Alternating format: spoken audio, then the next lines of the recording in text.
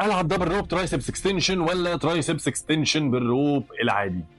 شوف يا سيدي، زي ما اتعودنا لو بصينا على الحركه المفصليه هنلاقي ان الاثنين واحد، لان اللي بيحصل هنا ببساطه شديده هو مد المفصل الكوع او البو اكستنشن. بالتالي العضله العامله عندنا هي الترايسبس او العضله ثلاثيه الرؤوس.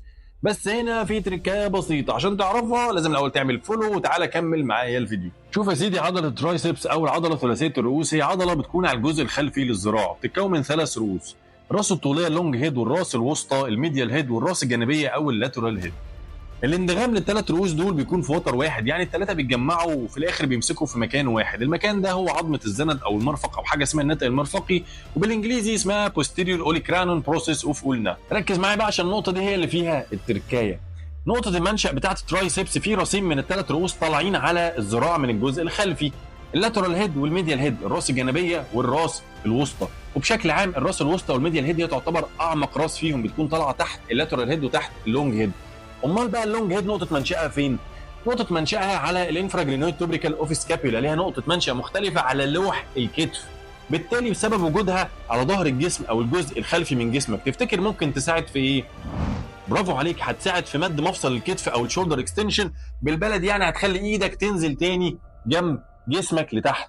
يعني هنا لما بنزل في الدبل روب ترايسبس اكستنشن لحد فخدي تحت، يعني الروب تقريبا بيكون في مستوى جسمي، يعني زاويه رفع مفصل الكتف بتكون تقريبا صفر. في الوضع ده او في المدى الحركي ده اللونج هيد بتكون في اقوى وضع ليها والاكثر تنشيطا ما بين الثلاث رؤوس. ولما الزاويه بتكون بتاعه مفصل الكتف بترتفع ل 90 درجه، بتكون الميديال هيد هنا اكثر قوه. يعني ما بتجيب كتفك بترفعه مثلا تقريبا تلعب اوفر هيد ترايسبس اكستنشن وتخلي زاويه رفع مفصل الكتف 90، هنا الميديال هيد بتكون هي الاكثر قوه. وكل ما الكتف ارتفع لفوق كل ما كان اللاترال هيد او الراس الجانبيه دورها بيزيد. هل الكلام ده يا كابتن احمد معناه ان كل راس بتشتغل لوحدها بس في كل مدى حركي من اللي انت قلتهم؟ لا يا شباب، الرؤوس كلها بتشتغل، بس نسب تنشيط العضلات دي او الرؤوس دي بتختلف باختلاف المدى الحركي لمفصل الكتف. نيجي بقى على المدى الحركي للكوع، ما اتكلمناش على المدى الحركي للكوع.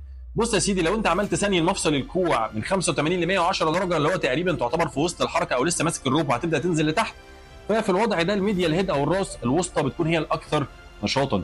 وبشكل عام كل ما عملت ثاني المفصل الكتف كل ما انت خليت الراس الوسطى والراس الجانبيه يشتغلوا بشكل اكبر.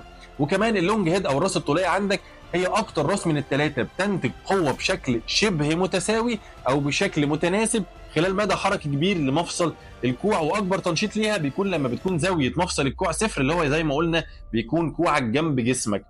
وخلي بالك ان كل ما التعب زاد على الترايسبس، المجهود زاد، كل ما حصل حاجه اسمها الورك لود شير او حصل تماثل في نشاط الثلاث رؤوس. خلاص انك لو لعبت بالدبل روب هتارجت الراس الطوليه او اللونج هيد اكتر، ولو لعبت بالسنجل روب فانت هتارجت الميديال واللاترال، بس الميديال هيد بشكل اكبر.